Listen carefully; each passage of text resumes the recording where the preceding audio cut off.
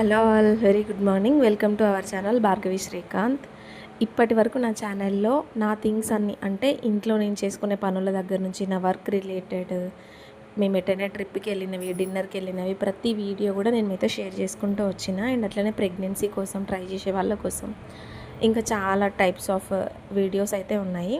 నిజానికి యూట్యూబ్లో video upload చేసేటప్పుడు ఏదో ఒక్క నైచ్, అంటే ఏదో ఒక్క రిలేటెడ్ పెడితేనే మనకు మానిటైజేషన్ తొందరగా అయిపోతుంది, ఇన్కమ్ జనరేట్ అవుతుంది అని అంటారు. బట్ నేను మాత్రం నా లైఫ్లో జరిగిన ఈచ్ అండ్ ఎవ్రీథింగ్ ఎవరికైనా ఒకరికి హెల్ప్ అవుతుందనే ఇంటెన్షన్ తోటి ప్రతి టాపిక్ని కూడా కవర్ చేసే విధంగా, వర్కింగ్ ఉమెన్ లైఫ్ ఎట్లుంటుంది, హౌస్ వైఫ్ స్ట్రగుల్స్ ఎట్లుంటాయి, పిల్లలతోటి స్టడీ మేనేజ్ చేయడం ఎట్లా, యాజ్ అన్ ఆస్పిరెంట్గా నా లైఫ్ ఎట్లుంటుంది, అండ్ మేము ఎట్లా ఎంజాయ్ చేస్తాం, మేము ఏ ట్రిప్స్కి వెళ్తాం, డిన్నర్కి వెళ్తాం, బయటికి వెళ్ళిన videos, car driving videos, pregnancy కోసం ట్రై చేసే వాళ్ళ కోసం ప్రతి వీడియో కూడా నేను నా ఛానల్లో ఇప్పటివరకు అయితే పోస్ట్ చేస్తూ వచ్చిన.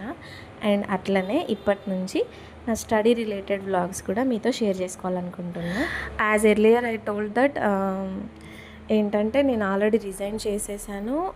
ఇప్పటి నుంచి అయితే గవర్నమెంట్ జాబ్ కోసం ప్రిపేర్ అవుదామని చెప్పేసి, మా చిన్న పాప పుట్టక ముందు నుంచే నేను రైల్వేస్లో ఏదో ఒక జాబ్ సెక్యూర్ చేసుకోవాలి అని అనుకున్నా. ఆ తర్వాత ఇంకా డెలివరీ తర్వాత కూడా అడ్డా 247లో సబ్స్క్రిప్షన్ తీసుకొని కొద్ది రోజులైతే మెటర్నిటీ లీవ్లో ఉన్నప్పుడు ట్రై చేసిన. దాంతో నాకు రైల్వేస్లో ఎగ్జామ్ ప్యాటర్న్ ఎట్లా ఉంటుంది, నేను ఎట్లాంటి క్వశ్చన్స్ అటెంప్ట్ చేయాలి, ఏ టాపిక్స్ పైన ఫోకస్ చేయాలని ఒక క్లియర్ ఐడియా అయితే వచ్చింది. కమింగ్ టు ద అంటే స్టేట్ గవర్నమెంట్ ఎగ్జామ్స్కి నాకు వీటిపైన ఆల్రెడీ వితౌట్ ప్రిపరేషన్ నేను మంచి స్కోర్ అయితే తెచ్చుకోగలిగిన. ఇన్ కేస్ కొంచెం కష్టపడి ఉండుంటే ఈ పాటికి స్టేట్ గవర్నమెంట్లో ఏదో ఒక జాబ్లో సెక్యూర్ అయి ఉండేదాన్ని. బట్ నేను అస్సలు ఫోకస్ చేయలేదు. అప్పుడు గున్ను ఒక్కతే ఉండేది. ఆ ఒక్క బేబీని చూసుకోవడానికి కూడా నాకు చాలా కష్టంగా అనిపించింది. అండ్ ఇంటి పనులు అవి జరుగుతూ ఉండేవి. ఇంకా అప్పుడు కూడా నేను అసలు ఫోకస్ చేయలేకపోయినా. బట్ ఈసారి మాత్రం సీరియస్గా ట్రై చేద్దాం. ఒక్కసారి ఒక అటెంప్ట్ అయితే సీరియస్గా ఇచ్చి చూద్దాము.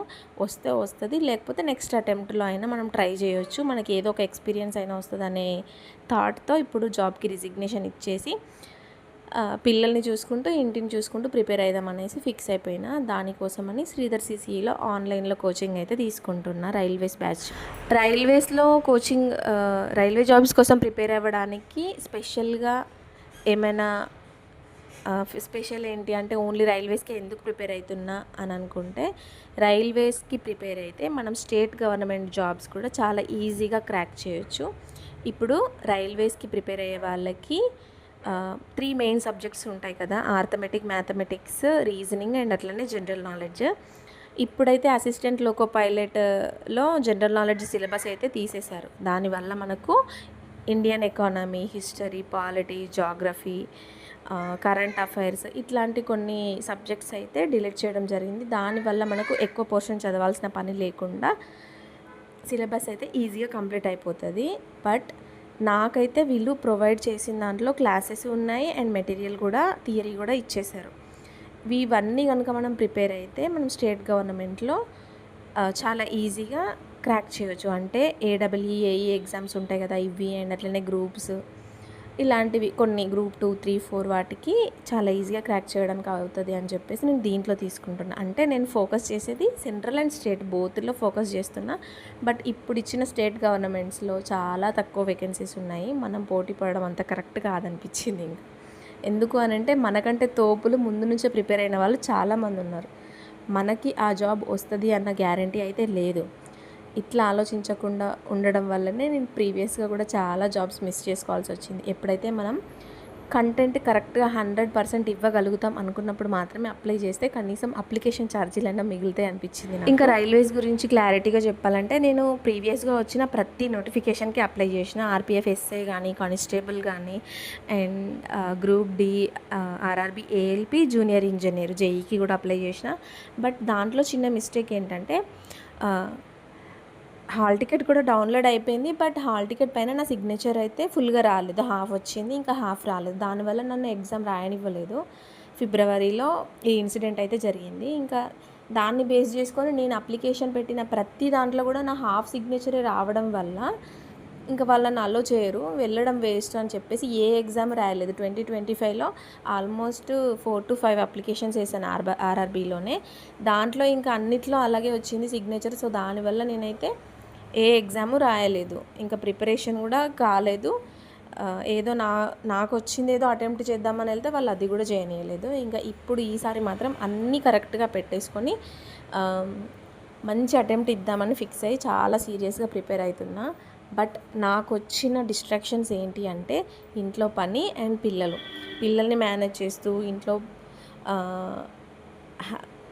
వంట చేసుకుంటూ ఇంట్లో పనులన్నీ కంప్లీట్ చేసుకుంటూ పిల్లల్ని చూసుకోవడం అంటే కొద్దిగా కష్టంగా ఉంది. దీనికోసం నాకు మా బావ ఫుల్ సపోర్ట్ అయితే ఇస్తాడు. ఇంట్లో వర్క్స్ అన్ని తను కంప్లీట్ చేస్తాడు అండ్ పిల్లల్ని మాత్రం నేను చూసుకొని తనని స్కూల్ పంపించడం, లంచ్ తినిపించి రావడం, ఆ తర్వాత మిగిలిన టైం అంతా కూడా నేను ఖాళీగానే ఉంటాను.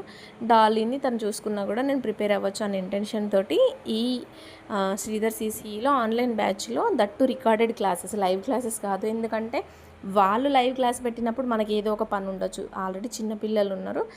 సో ఆ లైవ్ క్లాస్ మిస్ అయితే మళ్ళీ రికార్డెడ్ క్లాసెసే వినాలి ఎట్లా, అదేదో రికార్డెడ్ క్లాసెస్కే మనము తీసుకుంటే బెటర్ కదా అనిపించి రికార్డెడ్ క్లాసెస్కే తీసుకున్నా. అండ్ దట్టు వాళ్ళు ప్రొవైడ్ చేసిన మెటీరియల్ అయితే ఎక్కడ లీక్ చేయొద్దన్నారు, ఎందుకు అన్నారు అని నాకు ఆ మెటీరియల్ చదువుతా ఉన్న కొద్దీ అర్థమైంది. ఓన్లీ సూటిగా సుత్తి లేకుండా కరెక్ట్ పాయింట్ మాత్రమే వాళ్ళు మెన్షన్ చేసిండ్రు. ప్రతి మెటీరియల్లో కూడా ఈచ్ అండ్ ఎవ్రీ సబ్జెక్ట్లో కూడా మనకు ఏదైతే యూజో అదే వాళ్ళు దాంట్లో మెన్షన్ చేసిండ్రు. అండ్ ఎంత క్లారిటీగా ఉందో సబ్జెక్ట్ కూడా, సింపుల్గా బిగినర్స్కి కూడా అర్థమయ్యేలాగా ఫ్రమ్ స్టార్టింగ్ స్టేజ్ నుంచి కూడా చాలా బాగుంది.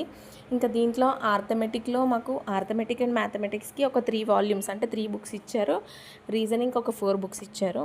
ఈ రెండింటిని బేస్ చేసుకొని ఇప్పుడు ఆర్ఆర్బీ ఏఎల్పికి ప్రిపేర్ అవుతున్న వాళ్ళకి మాత్రము CBT 1కి ఈ రెండింటి నుంచి ఒక 50 మార్క్స్ అయితే వస్తాయి. డెఫినెట్లీ మీరు జనరల్ సైన్స్ కూడా ఖచ్చితంగా ప్రిపేర్ అయితే 25 మార్క్స్లో అట్లీస్ట్ 20 మార్క్స్ అయినా మనం జనరల్ సైన్స్ నుంచి తెచ్చుకోవచ్చు. అండ్ ఈ 50లో నుంచి మ్యాథమెటిక్స్లో 25 నుంచి కనీసం 15 తెచ్చుకున్నా కూడా రీజనింగ్లో మాత్రం 25కి 25 తెచ్చుకోవచ్చు ఎక్కువగా మాట్లాడితే. సరే, ఇంకా లీస్ట్ కేసెస్లో మాత్రం 20 అయినా తెచ్చుకోవచ్చు.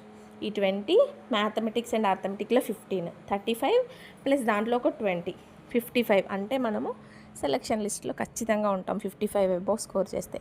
బట్ రీసెంట్గా వచ్చిన ఏఎల్పి CBT 1 రిజల్ట్లో బీసీలకి cut off 72 out of 75, very rare. అంటే అంత బాగా ప్రిపేర్ అయినరు. దాంట్లో జనరల్ నాలెడ్జ్ టాపిక్ కూడా ఉంది, బట్ ఈసారి మాత్రం ఆ టాపిక్ లేదు కాబట్టి కట్ ఆఫ్ ఇంకా ఎక్కువ ఉండొచ్చు. మన స్కోర్ తగ్గే ఛాన్సెస్ ఎక్కడైనా ఉన్నవి అంటే అది కరెంట్ అఫైర్స్, జనరల్ నాలెడ్జ్ దగ్గరనే. ఇంకా అది కూడా సబ్జెక్ట్ తీసేశారు కాబట్టి ఈచ్ అండ్ ఎవ్రీథింగ్ కూడా మనం క్లియర్ కట్గా సాల్వ్ చేసేవే ఉంటాయి. రీజనింగ్ కానీ, మ్యాథమెటిక్స్ కానీ, ఆర్థమెటిక్ కానీ. ఇంకా జనరల్ సైన్స్ నుంచి ఆల్మోస్ట్ ఆల్ డైరెక్ట్ క్వశ్చన్సే వస్తాయి కాబట్టి మనం అన్నీ కూడా కరెక్ట్గా క్లియర్ కట్గా 75కి అవుట్ ఆఫ్ 75 కూడా తెచ్చుకోవచ్చు మనం 100% కనుక ప్రిపేర్ అయితే. ఇన్ కేస్ రేర్ సిచ్యువేషన్స్లో పేపర్ ఏమైనా హార్డ్ వస్తే 70 అబోవ్ అయినా తెచ్చుకోవాలి.